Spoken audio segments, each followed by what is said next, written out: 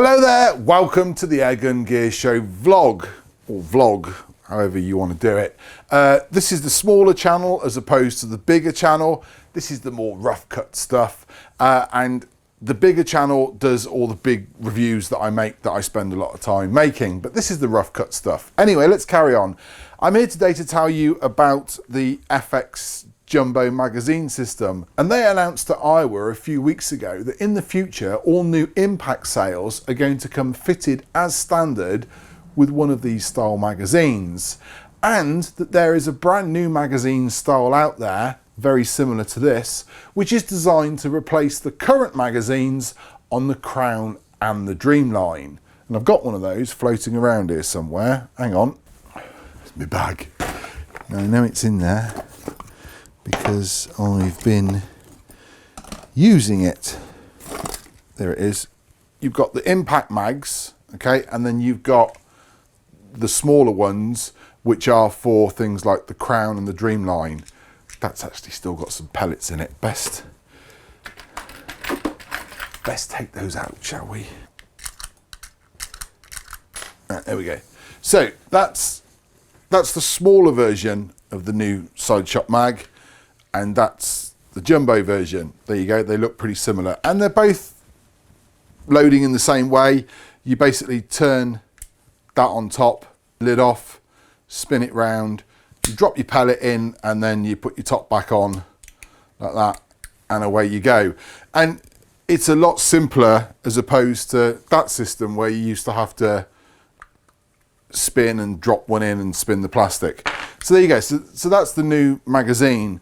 And the simplicity with that is that on the Dreamline and the Crown, you have to make no changes to the gun whatsoever. So it's quite simple. All you do is you take your magazine, pull your hammer back, slide it in, and then you push that forward. That's not going to push forward at the moment because, as you know, there's the little bit of plastic which spins around and finishes at the end, which means the bolt doesn't go forward. But there you go, push it forward, pull it back, and it works like any other magazine. So with the Dreamline and the Crowns, you don't have to make any changes at all to the system. Bear with me. There we go, we know that's empty, let's put that back. But if you want to use the jumbo mags in your impacts, you've got to make a little change below just here. Now the good thing is that depending on your caliber, you're going to get a lot more shots with these. So in 2.2, 28, 2.5 is 28, and 30 is 23. And like I say, I think what FX is saying is that from a point in time in the future, all new impacts and Crowns and Dreamlines are going to come with one of these versions of magazines. Anyway, you have to make a change on the underside for your impact if you've got one that's pre that change. So I thought I'd show you how to do that. And I'm going to do it with my oldest impact that I've got. I've got two. I've got this one, which is 2.2 sub 12 foot-pounds, and I've got a 30 caliber one as well. But this one is 3+ years old, so I thought I'd pick the oldest one just to show you how simple it is to make that change. And the change is this plate, look, and all you've got to do is swap that plate out with the existing one that's there at the moment. Very simple to do. I'm going to show you how to do it now. First things first, you're working with high pressure air, so please be careful. But first things first, just to make it easier for moving the gun round, I'm just going to pop the scope off like that. Okay, because I've got to twist and turn the gun, I don't want to bash the scope. Then I'm going to go ahead and I'm just going to pop the bipod off the side as well. And then the gun's currently with the safety set to fire. I am just going to make sure that the gun is not cocked. Okay, so I've gone through the decocking process like that. Okay, so the gun is safe like that. We are going to have to dry fire the gun a couple of times to do this, but there we go. The next thing you need to do, very simple because it's an FX and they do it very easily, is we've got to take this bottle off because we've got to take the regulator gauge off at the bottom, and you know that's connected to that, so we don't want to lose all our air. So I'm just going to go ahead, give that a little bit of a twist, and then I'm going to remove the bottle. there's going to be a little bit of a hiss of air, which always terrifies me. There we go. And then it's always advisable to not undo the thread all the way until the hissing has stopped, so you know that the bottle is sealed. There we go. That's it. Bottle's off. So I'm just going to put that somewhere safe out of the way, because obviously that's fully charged. So let's just put this safe.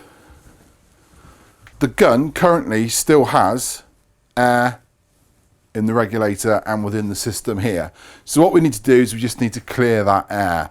Now you can go ahead and just undo the valve at the regulator gauge at the back to let the air out, or I did check with Ernest at FX Airguns, you can just dry fire the gun a couple of times until you hear the air clear out of the system. So switch it to fire, and then I'm just going to clear the air. There we go, fire. Hear that? That's it. That's just the air that's sort of sat in the system, making its way out. Fire again. There we go. So now looking at the gauges, we can clearly see that that's on 0 and the regulator is on 0 as well at the back. Next, you want to support the gun, so I'm going to use my tray and I'm going to use those as well, because I don't want to put too much pressure on the gun. There we go, like that. Because what I need to do is remove that regulator gauge next. I'm using a 7/8 spanner. It's the closest one I've got. You want to be reasonably gentle with this, because you don't want to scratch that nice silver outlining on your regulator gauge. So I'm just going to go on, and all you've got to do is just give it a little bit of a tease. There you go, just to get it going, and then it will simply undo. Make sure you catch it like that. Now the other thing is as well is that FX are going to bring out new gauges. I think they mentioned at Iowa as well, so you can see how easy it is to swap these over. Very, very simple. So there you go. So there's your reg gauge. I'm just going to put that to one side.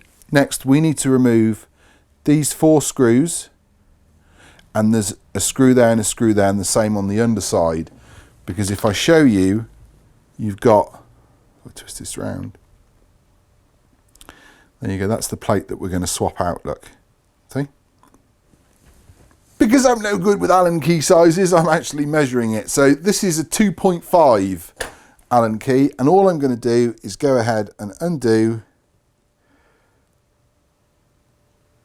That's it. Oh, wobble the camera. Let's do it that way. I'm just going to go ahead and undo these 4 bolts.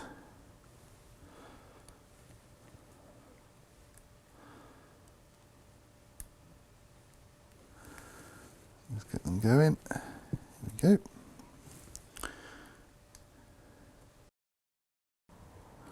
There you go.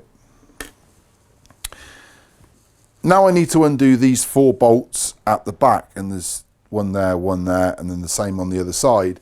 Now remember, I've got the gun at this stupid angle like this because I'm trying to video it at the same time. I wouldn't recommend you, this is how you should do it, okay? Always make sure the gun's held a little bit more securely than I'm doing it. But you want to see what I'm doing, which is why I'm doing it this way.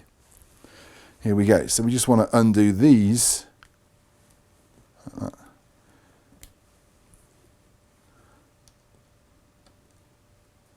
4 screws there. And these are slightly longer than the ones you've just taken out.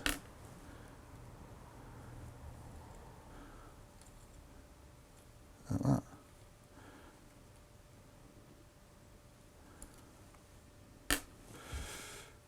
So now we're doing the ones on the other side.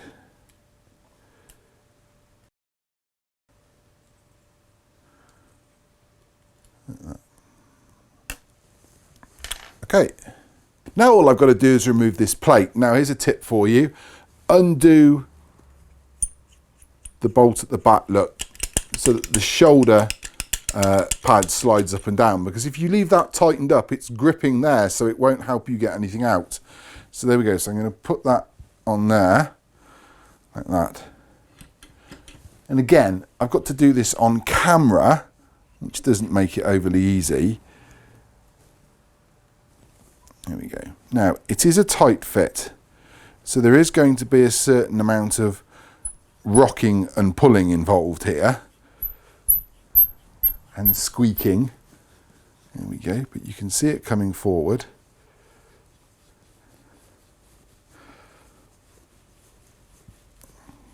Because obviously it has to be a tight fit.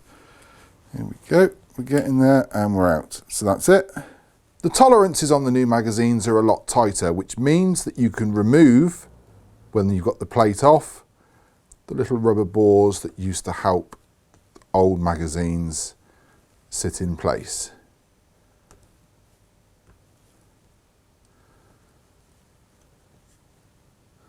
And there's 6 of them to come out in the breech area.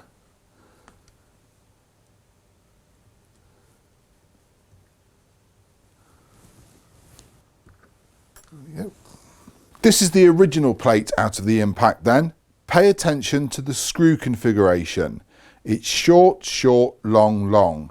And that's repeated on this side as well, because we're going to change that screw configuration on the new plate. This is the new plate that we're going to install. And before you start, make sure that that little spring there is in place.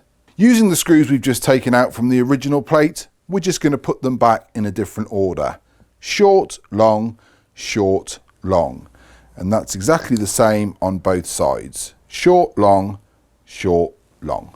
Putting the new plate on is very simple. You just slide it into place and line up the holes. Then you go ahead and just start putting the screws back in. Short, long, long.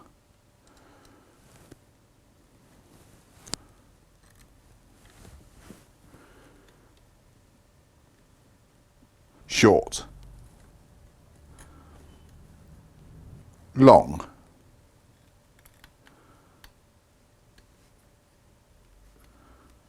same on the other side, short and long. And then when you're happy, you can just go ahead and pinch these up, and you don't need to go mad.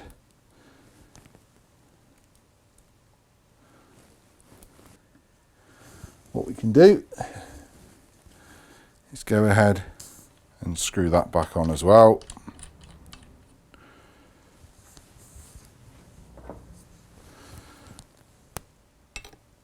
Pinch it up so that it's square and lined up. And there we go. Before you put air back in the system, it's a good idea to actually make sure that what you've done works. So you're going to go ahead and pull the hammer back. You take your magazine, make sure this is flat on this part at the top and in and up, and it clicks in. I mean, that was actually really quick and simple. And then the magazine is there. Obviously, it won't let me put the bolt forward because there's no pellet in the magazine. Then you go ahead and you simply pull this little latch towards you, and you pull the magazine down at the same time, and it's out. And it is that simple. Then all you got to do is put your air cylinder back on. Takes a few screws. You'll get a little bit of a hiss maybe. There we go, just keep going.